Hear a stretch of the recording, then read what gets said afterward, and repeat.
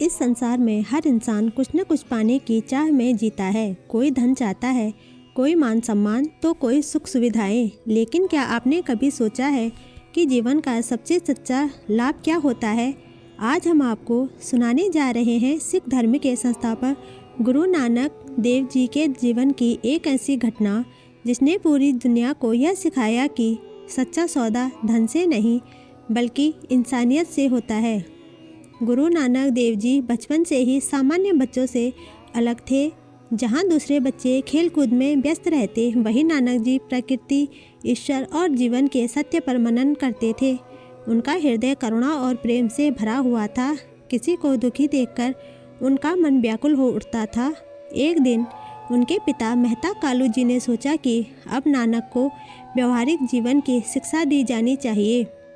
उन्होंने नानक जी को बुलाया और उनके हाथ में 20 रुपये देते हुए कहा, नानक, इन पैसों से बाजार जाकर कोई सच्चा सौदा करना। नानक जी ने शांत भाव से पैसे लिए और बाजार की ओर चल पड़े। रास्ते में चलते हुए उनकी आंखें चारों ओर के दृश्य देख रही थी। तपती धूप, सूखी ज़मीन और लोगों के चेहरे पर थकान। तभी रास्ते में उन्होंने देखा कुछ साधु और गरीब लोग एक पेड़ के नीचे बैठे हुए थे। उनके शरीर दुबले थे, चेहरे पर भूख और पीड़ा साफ झलक रही थी।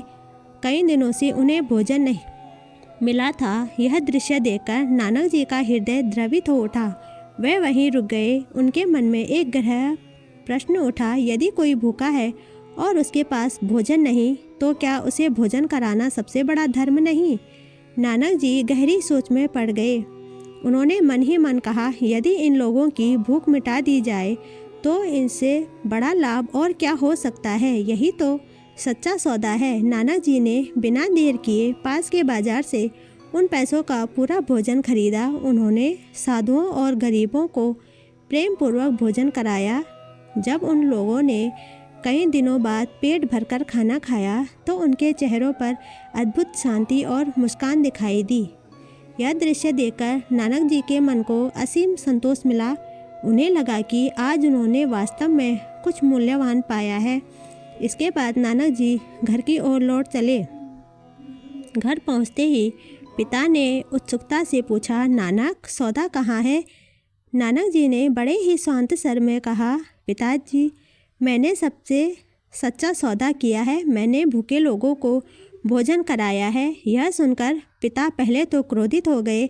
उन्हें लगा कि नानक ने पैसे व्यर्थ कर दिए, लेकिन नानक जी की आंखों में जो शांति और संतोष था वह कुछ और ही कहानी कह रहा था। धीरे धीरे पिता को समझ आने लगा कि उनका पुत्र साधारण नहीं, वह धन कमाने नहीं बल्कि मानवता का मार्ग दिखाने आया है।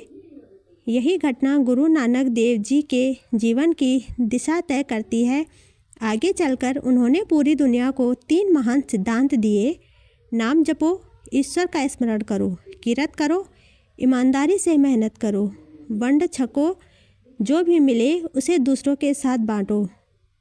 गुरु नानक देव जी ने सिखाया कि सच्चा धर्म मंदिर, मस्जिद या गुरुद्वारे में नहीं बल्कि भूखे को भोजन कराने, दुखी को सहारा देने और इंसान को इंसान समझने में है।